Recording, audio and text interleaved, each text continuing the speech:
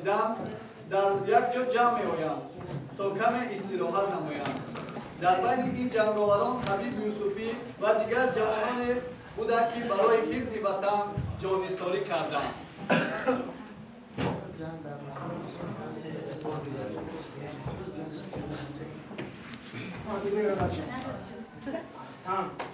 احسن سربازان شجاع من، احسن به شما، آفرین. امروز ما با متانت و قوای جنگی فاشیست لعین را تار و مار کردیم. بله شما ابرمردان شجاع من، امروز شما استراحت نمایید. حبیب یوسفی کنی تو شنید. حبیب یوسفی شنیدیم که تو درباره فاشیست لعین شعر ایجاد کرده ای. بله من درباره فاشیست لعین شعر ایجاد کرده ام. شعر افراخان حبیب در ایجاد کردن شعر بسیار موفق از روحیه جنگی رو بلند می‌بردارد. این شعر رو مرحمت کرده خان ما گوش کنیم. وقتی آن است ای قلم برنده تر گردی زی تیر. بله. آن است ای سخن برنده تر گردی زی بر تا به دشمن حمله آریم ریشه اش بوری زی بر. نصف کنه دشمن را، نصف کنه. فارسی منحوس انچه را کنی به شاخ و بر. یک جهان عشقی وطن دارد دلی خلقی عظیم تا وطن را دوست داریم تا ابد. صد جهان نفرت هم از بهر رذیلان فاشیست تا فاشیستان را کند با نفرتش گور عاقبت. چون وطن مردانه در جنگ آمده است امروز من این وطن را بیش از هر وقت دارم دوستتر. آفرین حبیب، بهترین شعر ایجاد کرده در زمان جنگ. این روحیه همه رو بلند می‌گرداند. بهترین حبیب. دیگران با هوس نگاه کرده بین خود محاکمه‌رانی می‌کنند. و وقتی شعر تمام شد باز صدای تیر توپک سر می‌شود. کماندیر صدا می‌دهد. برخیزید سربازان. برجنگ آماده شدید. بپیش سربازان. بپیش.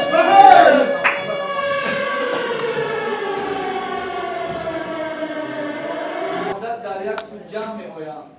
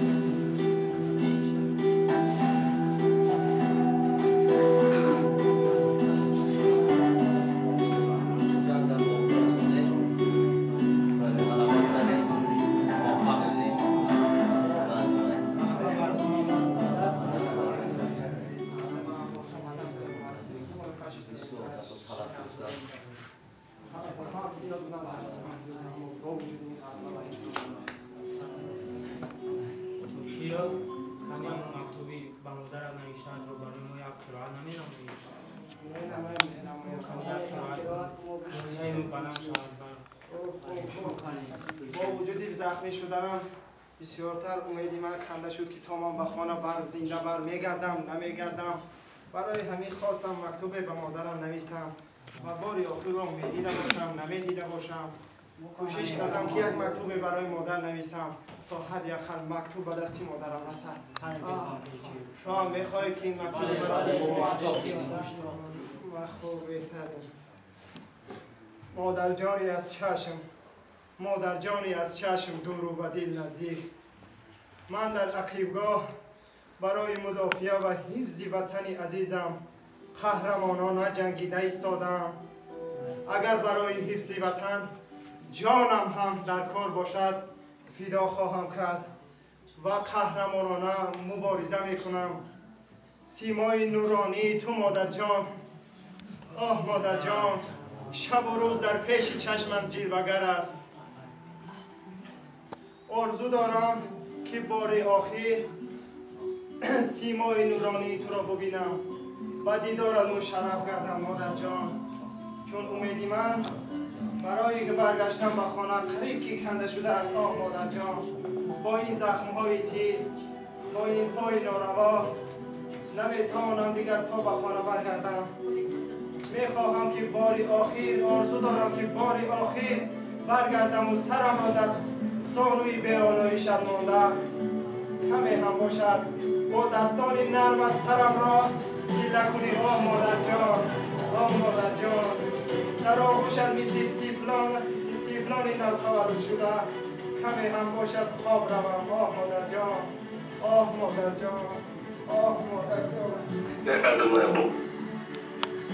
با نورش گرچه این خورشیدی خاور فرا گیرد جهان را سراسر، نمیگیرد ولیکن آن برابر، نمیگیرد ولیکن آن برابر. با این پرقوتی دستان مادر، آه مادر، آه مادر.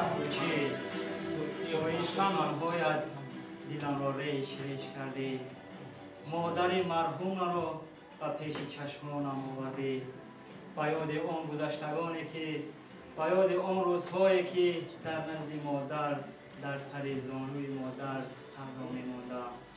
برادران برخیزید، بر ضد فاشیست لعین، بر خاطر مادران، به خاطر پدران، به خاطر ملت خود و به خاطر وطن خود بر ضد فاشیست لعین مبارزه کنید. برخیزید برادران، برخیزید.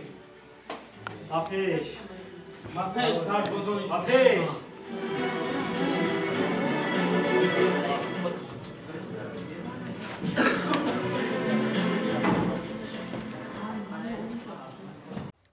از بین 2 سال گذشت. 9 می سال 1945